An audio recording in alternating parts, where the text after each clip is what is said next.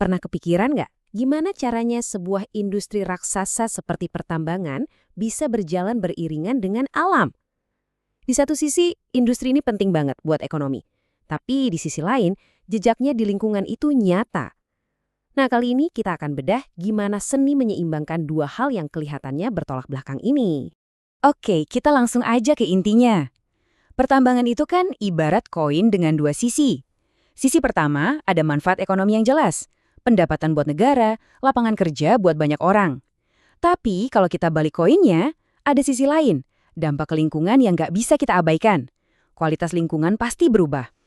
Nah, dilema inilah yang jadi inti pembahasan kita. Biar lebih terstruktur, kita akan bagi pembahasannya jadi 5 bagian.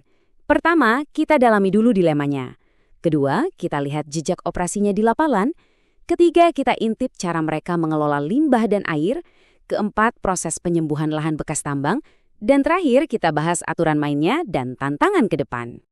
Oke, bagian pertama. Yuk kita pahami dulu dua sisi mata uang dari industri ini.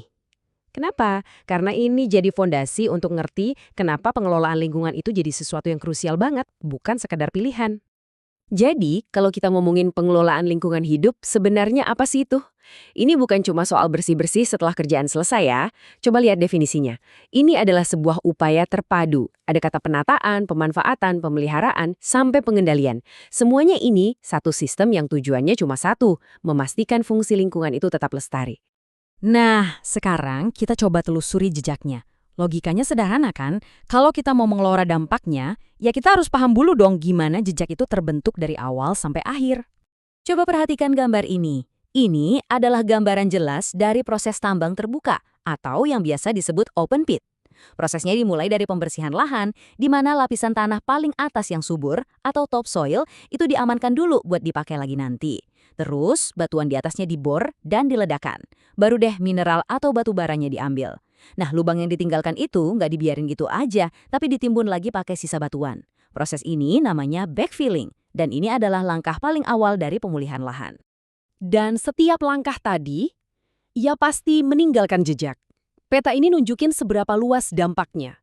Kualitas air bisa terganggu, bentang alamnya berubah total, fungsi lahan jadi beda, bahkan sampai ke urusan sosial dan ekonomi masyarakat sekitar. Jadi ini bukan satu masalah tunggal, tapi sebuah jaringan masalah yang saling terkait.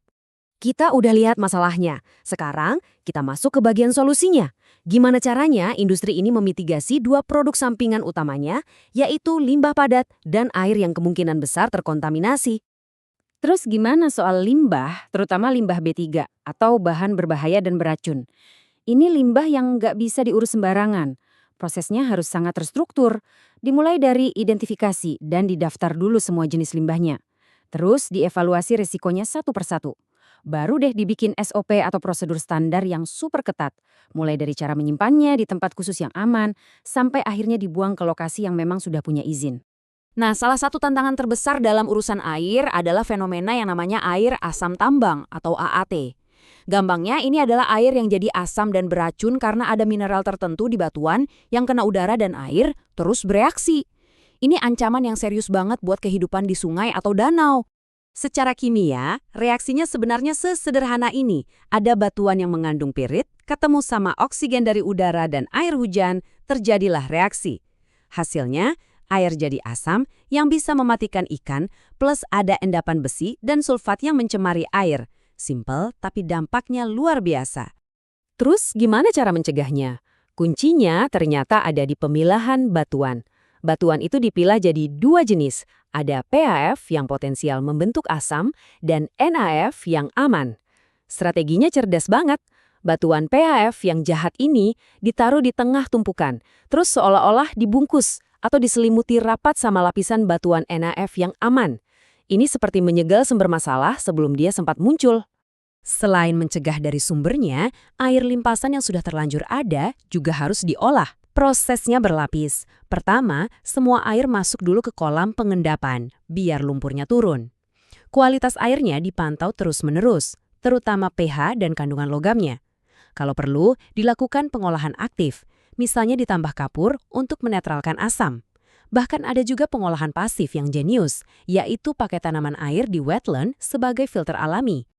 Oke, operasinya selesai. Terus lahan yang udah terluka tadi diapain? Dibiarkan begitu saja? Tentu tidak.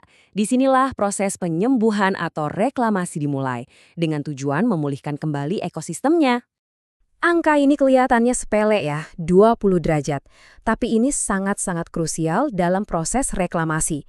Kenapa harus gitu? Karena 20 derajat adalah sudut kemiringan lereng yang paling aman. Kalau lebih curam dari ini, lahan jadi gampang banget erosi dan longsor. Detail teknis kecil seperti inilah yang menentukan reklamasi itu berhasil atau gagal. Proses menanam kembali ini ibaratnya membangun ekosistem dari nol lagi. Mulai dari bikin teras-teras biar stabil, terus ditanam cover crop atau tanaman penutup yang tumbuhnya cepat buat nahan erosi. Setelah itu, baru masuk tanaman pionir yang lebih kuat. Nanti disisipkan lagi tanaman-tanaman lokal untuk mengembalikan keanekaragaman hayati.